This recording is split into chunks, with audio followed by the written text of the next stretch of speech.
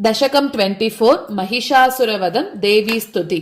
देवी त्वया बाष्कलदुर्मुखादि दैत्येषु वीरेषु रणे हतेषु सत्वाक्यतस्त्वामनुनेतु कामः मोघप्रयत्नो महिषच्युकोप। त्वां कामरूपः कुरपुच्छ शृङ्गैः नानास्त्रशस्त्रैश्च भृशं प्रहर्ता गर्जन् विनिन्दन् प्रहसन् दरिद्रीं प्रकम्पयन् चासुरराड्युयोध। जपारुणाक्षी मधुपानतुष्टा त्वं चारिणारेर्महिषस्य कण्ठम् छित्त्वा शिरो भूमितले निपात्य रणाङ्कनस्ता विबुधैस्तुता भूः। मातस्त्वया नो विपदो निरस्ता अशक्यमन्यैरिदमद्भुताङ्गी ब्रह्माण्डसर्गस्थितिनाशकर्त्रीं कस्त्वां जयेत् केन कथं कुतो वा।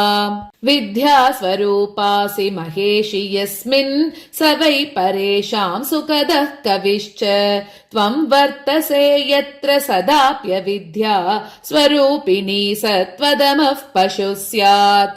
कृपा कटाक्षास्तव देवि यस्मिन् पतन्ति तस्यात्मजवित्तदाराः यच्छन्ति शौक्यं न पतन्ति यस्मिन् तयेव दुःखं ददतोऽस्य नूनम्।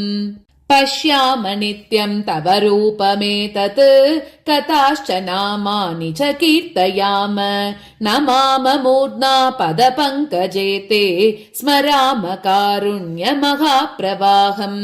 त्वमेव मातासि दिवौकसाम्नो नान्या द्वितीया हितदानदक्षा अन्ये सुता वा तव सन्ति नो वा न रक्षिता नस्त्वद्रुते महेशि। क्वत्वं वयं क्वेति विचिन्त्य सर्वं क्षमस्व नो देवि अपराधजालम् यदा यदा नो विपदो भवन्ति तदा तदा पालय पालयास्मान्।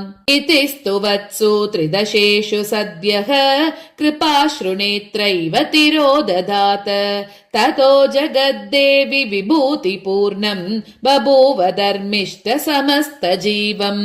त्वां संस्मरेयं न च वा स्मरेयं विपत्सु मा विस्मर मां विमूढम्। रुदन् बिडालार्भगवन्न किञ्चित् शक्नोमि कर्तुं शुभदे नमस्ते। सर्वमङ्गलमाङ्गल्ये शिवे सर्वार्धसाधके शरण्ये त्र्यम्बके गौरी नारायणि नमोऽस्तुते। ॐ श्रीमात्रे नमः।